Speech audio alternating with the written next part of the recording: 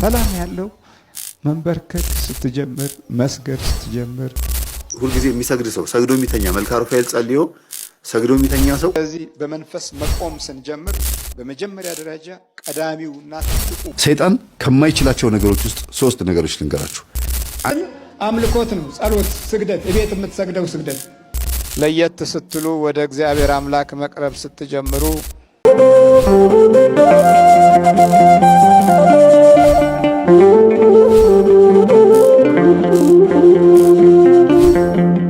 አምልኮት ነው። ጸሎት፣ ስግደት፣ እቤት የምትሰግደው ስግደት።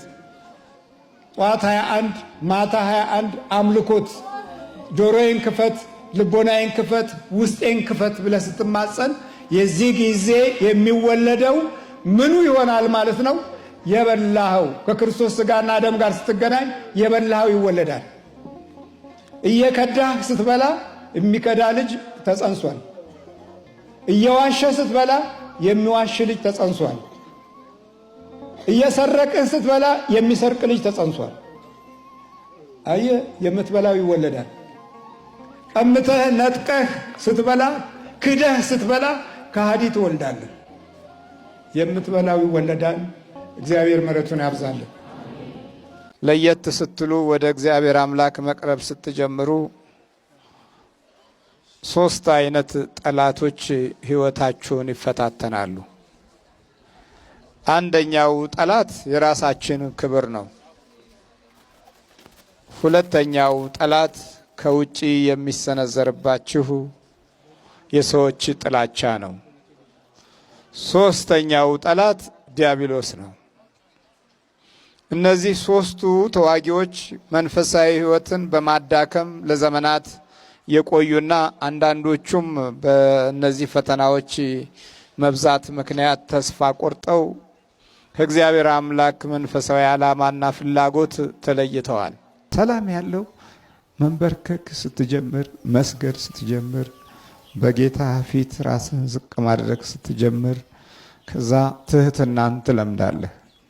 ጠብን የምታስተናግድበት ህይወት ይቆምና የእግዚአብሔር ፍቅር ኑሮህንም ይገዛዋል። እውቀትህንም እንደገና በአግባቡ እንድትረዳው ያግዝሃል። ይሄ ዝባዝንኬ የበዛበትና ትርኪ ምርኪ የዋጠውን አኗኗርና ህይወት ስነ ልቦናና የግንዛቤ ጠባይ ተወት ታደርግና እግዚአብሔር የማገናዘቢያ ኃይል ይሆናል።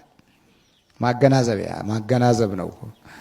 ይህንን ለማድረግ ደግሞ የክርስቶስ ሰላም ያስፈልጋል። እሱ ምን ያደረገ ነው ማለት ነው?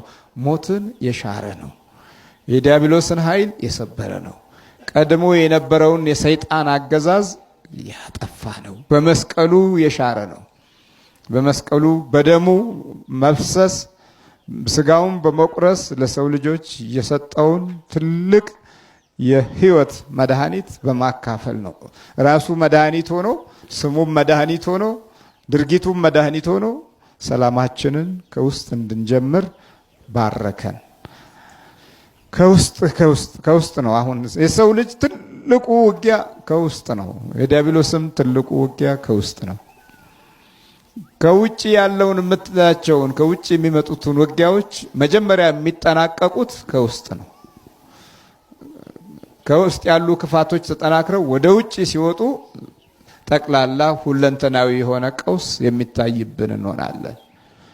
ስለዚህ በመንፈስ መቆም ስንጀምር በመጀመሪያ ደረጃ ቀዳሚውና ትልቁ ኃይል በአመፃ በኩል የሚገለጠው የእግዚአብሔር አገልጋዮች ዘንድ ነው። እስራኤል ማለት ምን ማለት ነው? የእግዚአብሔር አገልጋይ። ግን እዚህ ምን አለ? አመፀኛ ቤት ናቸው አለ። ወደዛ ልካለሁ አለ። ለስጋ ያስፈራሉ። በጣም ኃይለኞች ናቸው። አንዳንድ ጊዜ እንዲህ ትላላችሁ፣ ይሄ ጎረቤቴን አልችለውም ትላላችሁ። ስለዚህ ያለኝ አቅም እንዳለውና እንደፈለገው መሆን ነው። ጊዜ እስካገኝ ድረስ ብላችሁ አንገታችሁን ደፍታችሁ ትሽለኮሎካላችሁ። ይሄንን አልችለውም፣ ይሄን ሰው አልችለውም፣ በስራም በመስሪያ ቤትም በቢሮም አልችለውም፣ እሺ ብቻ ነው ያለው አማራጭ ትለን። እሺ ተነስ፣ እሺ ሲያፈጥም፣ እሺ ወደዚህ ተመልከት ሲል፣ እሺ ቅልስልስ እዛው መቼ ያልፋል ጊዜ ይሆን ትላለህ። እግዚአብሔር ቁም ካለህ ግን ይኸውልህ እንዲህ ነው፣ ትቆማለህ። በአመፀኛው ላይ ሁሉ ትቆማለህ። አመፀኛ ቤት ናቸው፣ አይዞህ አለው። እነርሱ አመፀኛ ቤት ናቸውና ቢሰሙ ወይም ባይሰሙ ነቢይ በመካከላቸው እንዳለ ያውቃሉ። አንተ የሰው ልጅ ሆይ ኩርንችትና እሾህ ከአንተ ጋር ቢኖሩም አንተም በጊንጦች መካከል ብትቀመጥም አትፍራቸው። ይህን የተባለው የሚገርምህ የምድረ በዳው እሾህና በሜዳ ላይ ተዘርግተው ያሉ ኩርንችቶች እንዲሁም ደግሞ በአፈር ውስጥ የተደበቁ ጊንጦችን አይደለም። እነዚህን ሁሉ የሚተካው የሰው ልጅ ልብ ነው። እየሰማችሁ ነው? አመፀኞች እንዲህ ይሆናሉ ማለት ነው። እስቲ የመጀመሪያው ቃል የሚነግረን እንዲህ ነው። ኩርንችት አለ። አንተ የሰው ልጅ ሆይ ኩርንችትና ኩርንችት በዓይንህ ፈልገህ የምታገኘው ሳይሆን በእግርህ ረግጠህ የምታየው ነው። ስትረግጠው ይወግሃል። ምንድን ነው ያለው ትላለህ። ስታይ አያስሮጥም፣ እንደ ልብ አያስኬድም፣ እንደ ልብ አያራምድም። ስለዚህ ይሄን እንደ ልብ ለመራመድ የምትችልበትን መንገድ ቶሎ መቀየስ ትጀምራለህ። ቅያሽህም ኩርንችትን ረግጦ የሚሄድ ጫማ ትፈልጋል። ሰው ሲሆንስ ምን ታደርጋለሽ? ኩርንችቱ ሰው ነው አለ እኮ እዚህ። ኩርንችቶቹ እኮ እስራኤል ናቸው አለ። ይወጣኝ በመንፈሳዊ ዘር የታወቁት በቃል ኪዳን ተስፋ ውስጥ የተጠሩት ለመለኮታዊ ብርሃን ኃይል ይሆናሉ ተብሎ የሚገመቱት የእግዚአብሔር ክብር መግለጫ ሊሆኑ የሚችሉት እነዚህ ኩርንችት ሆኑ እኮ። በቃ አለቀ። እንደዚህ እኮ ነው። ዛሬ ክርስቲያኖች ታዲያ አብዛኛው በምቀኝነት ቢያያዙ፣ በተንኮል እርስ በርስ በመተት ቢጠላለፉ፣ በተራ በሆኑ ነገሮች በቅንዓት ህይወታቸው ቢሞላ፣ ታዲያ ኩርንችቱስ ተወልዶ ኩርንችት ከሆነ ምን ታደርገዋል? ኩርንችት ገለልበል የምትለው ነገር አይደለም። በመጀመሪያ ደረጃ በዓይንህ ወይ በእግርህ ፈልገህ ነው። በዓይንህም ለማየት የማትችልበት አጋጣሚም አለ። የግድ በተራመድህ ቁጥር እግርህን ወደፊት እንዳትሄድ የሚከለክልህ ነው። የተደበቀ በሳር ውስጥ የተከለለ ምስጢራዊ እሾህ ነው። ምንድን ነው ስሙ? ኩርንችት። ዛሬ ልክ እንደዚህ አይነት ሰዎች አሉ። ነጠላ የሚቆርጡ፣ ቀሚስ የሚፈልጉ፣ ማህፀንን ለመድፈን ፓንት የሚፈልጉ፣ ወዳጅ የሚመስሉ የሚጋብዙ፣ 3 ቀን ጥሩ ግብዣ አድርገው በአራተኛው ቀን መተት የሚጨምሩ ኩርንችቶች በጣም ብዙ ናቸው። ወዳጅ አገኛችሁ ብላችሁ እናንተ የድሮውንም የአሁኑንም ያለፈውንም የበረከቱንም ዝም ብላችሁ ስትቀዱ በውስጥ በኩል ኩርንችቱ ይላል። ለካ እንዲህ ነው ይላል። ለካ እንዲህ ነው። ከዛ ለመቅደም ያላቸው ሩጫ ደግሞ ፈጣን ነው። ባወራችሁ ማግስት ይጨልምበት፣ ያፍዘው፣ ያደንግዘው የውስጣቸው የእርግማን ተስፋ ነው። በአካል ተግባራዊ ሲያደርጉት ደግሞ ሄደው መተት ይዘው ምን ብለው ደህና ናችሁ እያሉ ልብስ እየሰጡ እየሸለሙ ይቺ ወርቅ ላንቺ ጥሩ ነች እያሉ ይሄ ወርቅ ገዛሁልሽ፣ ብር ገዛሁልሽ እያሉ ይሄን ልብስ አየሁትና በጣም ደስ አለ፣ ስለዚህ ላንቺ ይሆናል እኔ ይቅርብኝ ብለው ከመናፍስት ጋር አሳስረው በእጅ ሲያስረክቡ ሚስጥሩ ግን ከውስጥ በኩል አለ።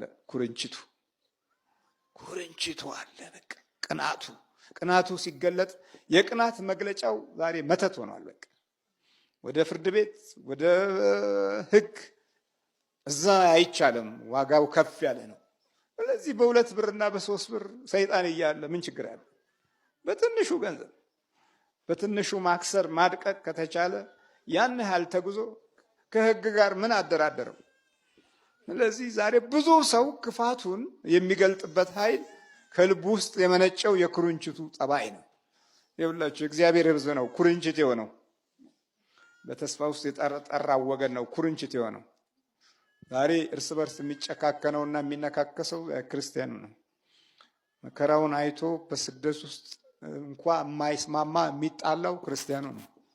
በባዕድ ሀገር በነጮች ምድር ውስጥ ፍቅር አቶ፣ ሰላም አቶ፣ አንድነት አቶ ለነጮቹ ለካ ሀበሻ እንዲህ ነበር እንዴ ብለው መሳቂያና መሳለቂያ ያገኘ ትውልድ። ድሮ አባቶቻቸው አበሻን የሚያውቁት በተለየ መንገድ ነው። ዛሬ የሚያውቁን በተለየ መንገድ ነው። ስለዚህ ክፋታችንን ለዓለም ገለጥ ነው። መለያየታችንን ለዓለም አሳየን። ለሚጠሉን ለጠላቶቻችን እጅ 100% ሰጠን። ኩርንችት ነው። የእግዚአብሔር ሕዝብ ወደ ኩርንችትነት ይለወጣል። ሁለተኛው እሾህ ነው። እሾህ የምታየው ነው፣ ግን አያስኬድህም። ከኩርንችት ከፍ ያለ መገለጥ የሚታየው እሾህ ነው። እሾሁ ደግሞ ዓይንህን የሚጋርድ ከአድማስ በላይ እንዳትሄድ የሚከላከል በርቀት የምትገነዘብበትን በአጭር የሚያስቀር እንደ ልብ እንዳትሮጥና አባርህም እንዳትይዝ ሮጥህም እንዳታመልጥ አጥር የሚሆን ነገር ነው እሾህ። እግርህን ብቻ አይደለም የሚወጋው፣ እድል ከገጠመው ዓይንህንም ያጠፋል እሾህ። ምክንያቱም ከአንተ በላይም ከአንተ በታችም ነው። እስራኤሎች እንዲህ እሾህ ናቸው። ቃሉ እንዲህ ነው የሚለው፣ እልክሃለሁ ወደ እነዚህ አለው፣ ወደ ልዑል አገልጋዮች እልክሃለሁ። እነዚህ እሾሆች ናቸው አለ። በእነዚህ እንኳ መካከል አለ አትፍራ አለ። በቃ አትፍራ ያለው ማን ነው? በቃ አትፍራ። ወደ ምጽአቱ ዓለም እየተቃረብን ስንመጣ ሰዎች በመንፈስ በፍርሃት የተመቱ ይሆናሉ። ዘመን ሲያልቅ ጊዜ ሲያበቃ የበረከትና የተስፋ ምዕተ ዓመቶች ሲቋረጡ የበረከት ኃይል ዝም ሲል የመንፈስ ቅዱስ ስጦታና የጸጋና የሞገስ ክብር ከሰው ልጅ ሲለይ ወፎች እንኳ ያስደነግጡሃል። በውስጥ በኩል ያለው ጠላት መልካም የሆኑ እረፍቶች እንዳታገኝ ያንኮሻኩሽብሃል። አንዳንዴ አልጋው የተገለበጠ እስኪመስልህ ድረስም ይፈትንሃል። ቤቱ ይዞራል ትላለህ። የምትዞረው አንተ ነህ፣ ቤቱ አይዞርም። አልጋው ይዞራል ትላለህ። አያችሁ አመፃ እንዴት እንደሚያደርግ ክርስቲያናዊ ሕይወት ላይ የእግዚአብሔር ሕዝብ ላይ እንዴት እንደሚጨምር ማየት ያለብን እስራኤልን ብቻ አይደለም። እኛም የእግዚአብሔር አምላክ አገልጋዮች ነው። በስሙ የተጠራንባቸው ዘመኖች ብዙ ናቸው።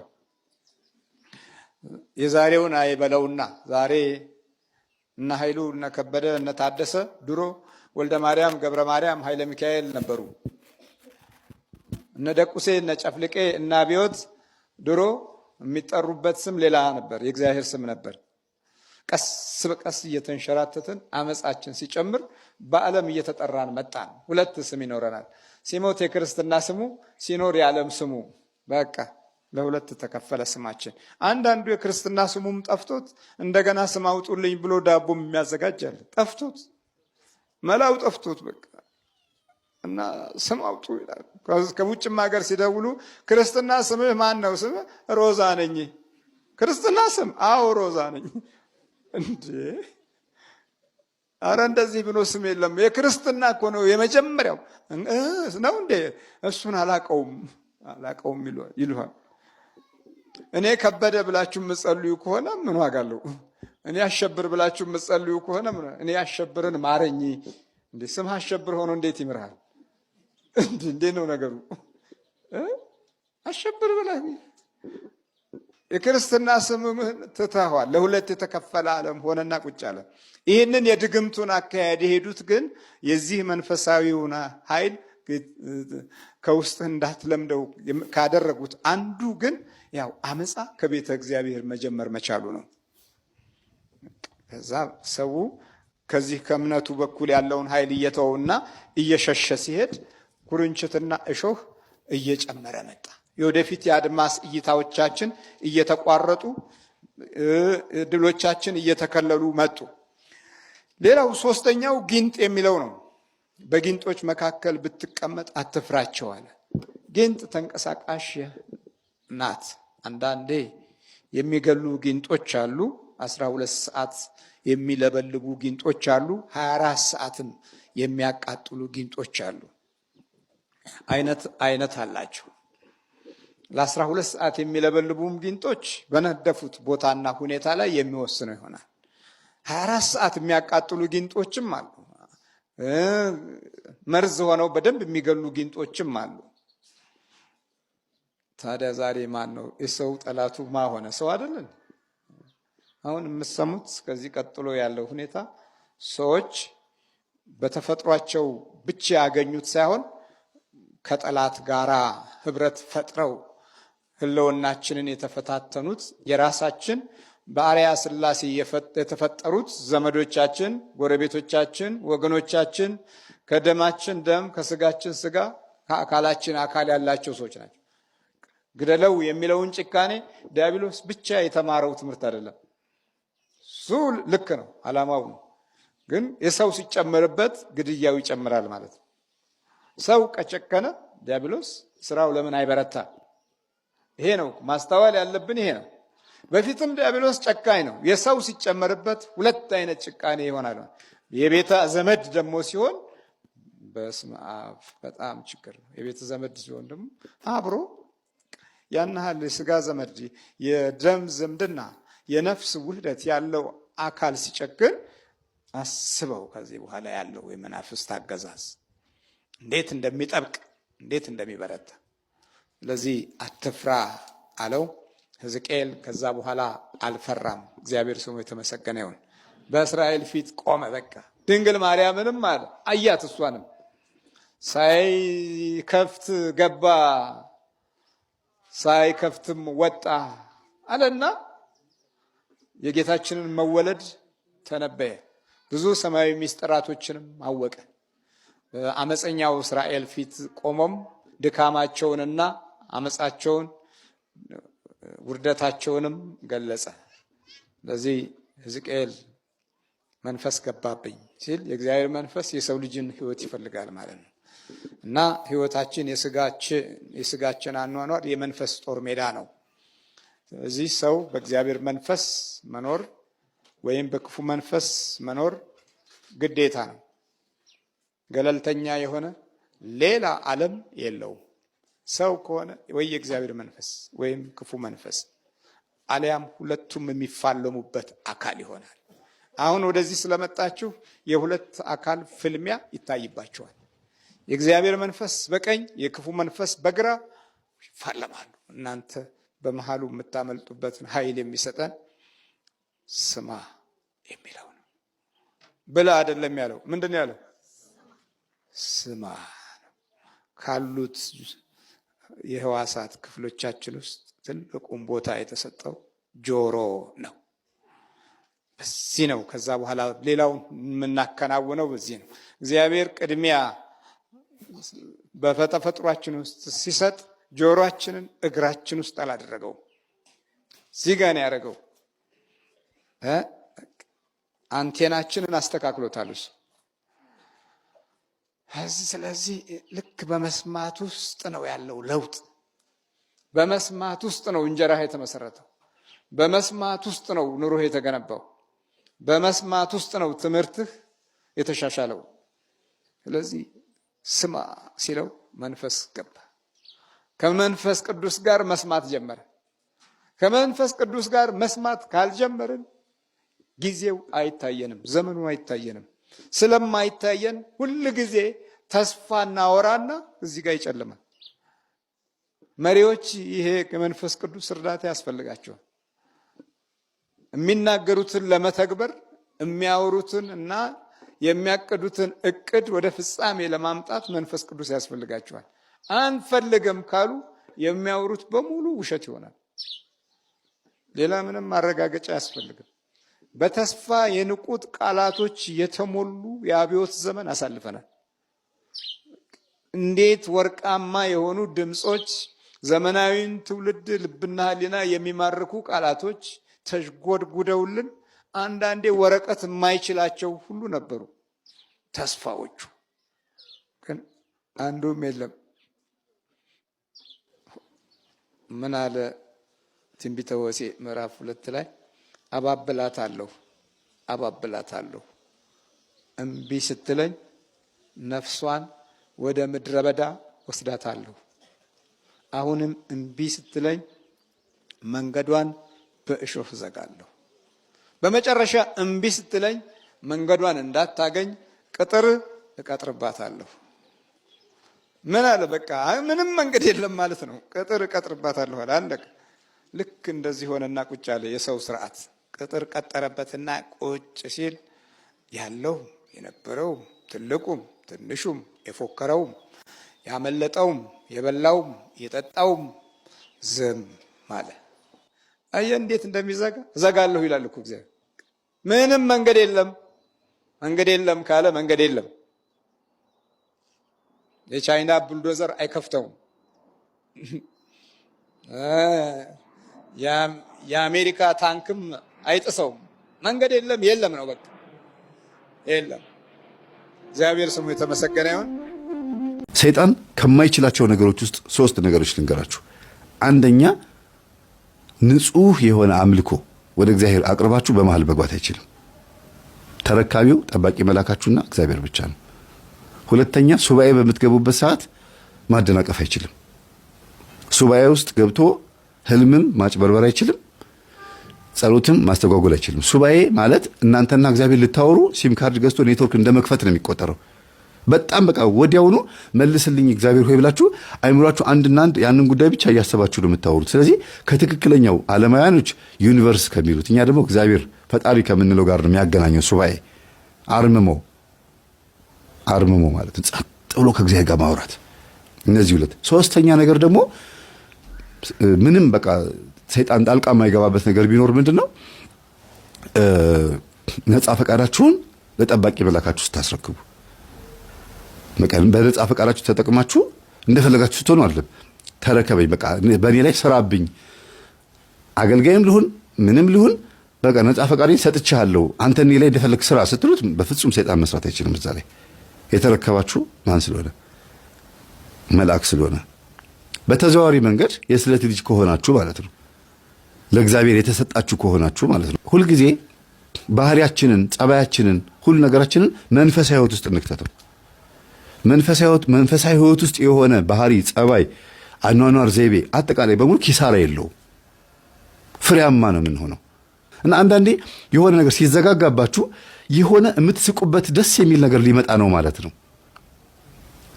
ብዙ ጊዜ የሆነ ነገር ቁልፍልፍ፣ በተለይ ወደ እግዚአብሔር ስትቀርቡ ሁሉ ነገር ትታችሁ ንስሐ ስትገቡ የሆነ ነገር ከእጃችሁ ላይ ጥፍትፍት ካለ አዲስ ነገር ሊሰጣችሁ ነው ማለት ነው። የአብርሃም በረከቶቹ እንግዶቹ ነበሩ። የሚመጡት የሚበሉት እንግዶች ነበሩ። ፍጡር የሆኑትን እንግዶች ሰይጣን ሲያሳጣው ፈጣሪ ራሱ መጣ። የአዳምም ህይወት እንደዛ ነው። ባይዘው እዚህ ውስጥ የክርስቶስ መወለድ ትርጉም አለው። አዳም በሰይጣን ተታሎ ችግር ውስጥ ሲገባ ክርስቶስ ተወለደ አይደል? ሰይጣንም አሁንም እንደገና አብርሃም ቤት እንግዶች እንዳይመጡ ፍጡራን የሆኑት ሰዎች ሲከለክልበት ራሱ ፈጣሪ ሰው ሆኖ መጣ። እናንተ ውስጥ ያለው እምነት አንዳንዴ እንዲታወቅና ጎረቤትም ዘመድም በእናንተ እምነት ቀንቶ ወደ እግዚአብሔር እንዲመጣ እናንተን ጠንካራ አድርጎ በእናንተ ህይወት ቻሌንጅ ሰው እንዲማር ሊያደርግ ይችላል እግዚአብሔር አንዳንዴ። እና ባህሪያችሁን ማስተካከል የሚጠቅመው ለራሳችሁ ነው። ትሁት መሆን የሚጠቅመው አብርሃም እኔ አመድ ነኝ ብሎ ትሁት ስለሆነ ነው ሀብታም የሆነው። እንደገና ስላሴ መጥተው ቤቱን የጎበኙለት እኔ አመድ ነኝ ስላለ ነው። እኔ አመድ ነኝ አለ፣ ትቢያ ነኝ አለ። ቅዱስ ጳውሎስ ደግሞ እኔ ጭንጋፍ ነኝ አለ። ጭንጋፍ ማለት 7 ወር ያለ ጊዜ የተወለደ ልጅ ማለት ነው። 7 ወርም ሳይሞላ 7 ወርም ሞልቶ ጭንጋፍ ይባላል ብዙ ጊዜ እንደዚህ አይነት ልጅ። ንጉሥ ዳዊት ደግሞ እኔ ትል ነኝ አለ። ብዙ ጊዜ ይነገራል። ቅዱሳን አባቶቻችንም ይናገራሉ። እኔ ኃጢአተኛና በደለኛ ነኝ፣ ቆሻሻ ይላሉ። ግን ጸጋቸውን አስቡት በዚህ ህይወታቸው ውስጥ። ስለዚህ እግዚአብሔር እኛ ውስጥ እንዲያድር ሆነን ስንኖር ይመጣል፣ ይጎበኘናል። አለበለዚያ የፈለገ ቄስ ብናመጣ፣ የፈለገ ቤቱን ጸበል ብናስርጭ፣ የሚያጠምቁ አባቶች ጋር ብንሽከረክር፣ ግንባራችንን በመቁጠሪያ ወይም በእጃቸው በምንም ቢመቱ ምን ቢሉንም ኧረ ፍንክች የለም። መጀመሪያ ልብን ውስጥን ማጽዳት ማስተካከል ያስፈልጋል።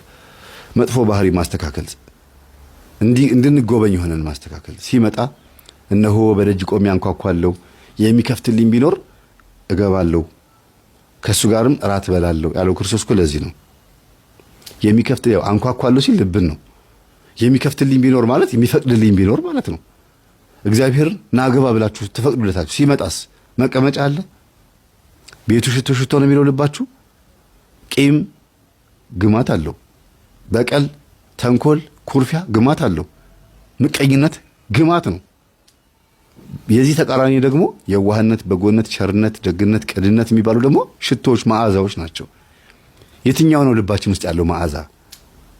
አፋችን ላይ ያለውና ልባችን ላይ ያለው አንድ ነው ወይ? ንጉሥ ዳዊት ምን አለ? የአፌ ቃልና የልቤ ሐሳብ ያንተ ይሁን አንድ አድርግልኝ አለ። እና እግዚአብሔር ሁላችንም ይጎብኘን። በባህሪው ምስጉን፣ በባህሪው ፍቅር፣ በባህሪው ይቅር ባይ ነው። ቁጣው የዘገየ ምሕረቱ የበዛ ነው። ስለዚህ ምንም ነገር ብናደርግ እግዚአብሔር ሊያስተምረን እንጂ ሊቀስፈን አይደለም የፈጠረን። ግን አልሰማም ካለና ነጻ ፈቃዳችንን ሳንጠቀምበት ሳናመልከው ከሞትን እቺን ምድር ከተሰናበትን ጥርስ ማፋጨት ወዳለበት እሳትና ዲን ባለበት በጣም ብዙ ስቃይ ባለበት ገሃነም ውስጥ ትቃጠላላችሁ ብሎ በተናገረው መሰረት መርጠን ሄደናል ማለት ነው። መርጠን ሄደናል። ያ ምርጫ ደግሞ በነጻ ፈቃዳችን የመጣ ምርጫ ሁለተኛው ሞት ላይ በደንብ ያገኘናል። የመጀመሪያው ሞት ሳይመጣ ተዘጋጁ ድልዋኔክሙ ንበሩ ተብሎ ነበረ። አልተዘጋጀንም። ሁለተኛው ሞት ላይ ግን ማንም ሰው ማምለጥ አይችልም። ከባድ ነውና እግዚአብሔር ይማረን፣ እግዚአብሔር ይፈውሰን። ሰላም ነው። ሁልጊዜ የሚሰግድ ሰው ሰግዶ የሚተኛ መልክአ ሩፋኤል ጸልዮ ሰግዶ የሚተኛ ሰው መናፍስትን በህልምም አይረብሹትም፣ ከእግዚአብሔርም በቂ መልእክት ይቀበላል። ድጋሚ መተትም ቢላክበትም ያሳያል ምልክት። እኔ አሁን ለምሳሌ ብዙ ጊዜ በህልሜ በር ሲያንኳኳ ያሳየኛል። በሩን ልከፍት ብዬ ማነህ ስለው ጸጥ ካለ አይ አትገባትም፣ በህልሜ ነው እንግዲህ የሚታየኝ እና ሊገባ የሚፈልግ መንፈስ አለ ማለት ነው ብዬ ተረጉመዋለሁ። በር በመሰረቱ ልብ ነው፣ ቤት ልብ ነው እና መንፈስ በቤት የሚመስለው ወይም ደግሞ እግዚአብሔርን በቤት መስሎ የሚያሳየን የልባችንን ሐሳብ ነው ማለት ነው እና ንስሐ መግባት ማታ ማታ መልክአ ሩፋኤል ጸልዮ መስገድ በጣም ትልቅ ነገር ነው። መልክአ ሩፋኤል ብዬ የለቀኩላችሁ እንትን ጸሎት አለ። በጣም ረጋ ብዬ በጣም ብዙ ሺህ ሰው ነው ያየው። መልክአ ሩፋኤል ብላችሁ ብትጽፉ ታገኙታላችሁ። በዛ ላይ መነጋገር ይቻላል፣ መጸለይ ይቻላል እና ምንም ሳትቸኩሉ መስገድ፣ እየጸለያችሁ መስገድ። እግዚአብሔር የሚያግዛችሁ እውነተኛ ሰጋጅ፣ እውነተኛ ፐርፌክት የሆነ ጸሎት መንፈሳዊ ሰው ስትሆኑ ነው። ትክክለኛ በቃ የገባው ጎበዝ ክርስቲያን፣ ጎበዝ አስቀዳሽ ማለት ነው። ቅዱስ ቁርባን የሚቀበል በሰዓቱ የሚያስቀድስ ቅዳሴ የማይቀር ማህሌት የማይቀር ወይም ደግሞ አሃዱ ሳይባል የሚደርስ እንደማለት ነውና በህይወታችሁ ትጉ ስትሆኑ እግዚአብሔርም ደግሞ ያግዛችኋል ማለት ነው። መልክአ ሩፋኤል ይሄ ነው። እሺ ቤተሰቦች መልክአ ሩፋኤል ብላችሁ ስትገቡ ወደ 238 ሺህ ሰው አይቶታል ይሄን ጸሎቴን። 4 ዓመት ሆኖታል። 4 years ago ነው የሚለው። ብዙ ሰዎች ተጠቅመውበታል ብዬ አስባለሁ። 238 ሺህ ሰው ማለት በየጊዜው በየቀኑ ስታዳምጡት በዛ ልክ ደግሞ ረጋ ብዬ ነው ያልኩት። እየሰገዳችሁ ሲሆን ይሄንን 17 ደቂቃ ነው የሚፈጀው። ይሄንን ጸሎት እየሰገዳችሁ ስትሉት እንትን ይልላችኋል። በአፋችሁ ስለሆነ የምትሉት በአንድ ጊዜ ሁለት ወፍ ነው። አፋችሁም እየጸለየ ነው፣ ጉልበታችሁም እየሰገደ ነው። እናንተ ላይ መቋቋም ያቅተዋል። ማታ አይምሯችሁ ሁሉ ነገራችሁ እንዲስተካከል የምትፈልጉ ከሆነ መልክአ ኡራኤልና መልክአ ሩፋኤል በጣም ወሳኝ ነው። በተለይ መልክአ ሩፋኤል የአባቶቻችን ያስተማሩን ነው። ጠዋት ደግሞ ሳይጸልዩ አለመውጣት፣ ሳይሰግዱ አለመውጣት ቢያንስ እንኳን 21 12ም እንደው ጎበዝ ከሆነ 41 እና 64ም ከዛም በላይ የሚቻል ከሆነ ሰግዶ መውጣት ቀኑ ብሩህ ነው የሚሆንላችሁ። በጠዋት የመነሳት ልምድ ያለው ሰው ሁልጊዜ አይምሮ በጣም ንጹህ ነው፣ በጣም ነቃ ያለ ሰው ነው። አርፍዶ መነሳት በጣም ከባድ ነው፣ ታውቃላችሁ አይደለ? በጣም ይጫጫናል። ቀኑ ደብሯችሁ ነው የምትሉት እና ሁልጊዜ ጠዋት እንድንጸልይ አባቶቻችን እንድንነሳ የሚያደርጉት እኮ በስጋም በነፍስም ብሩህ እንድንሆን ነው።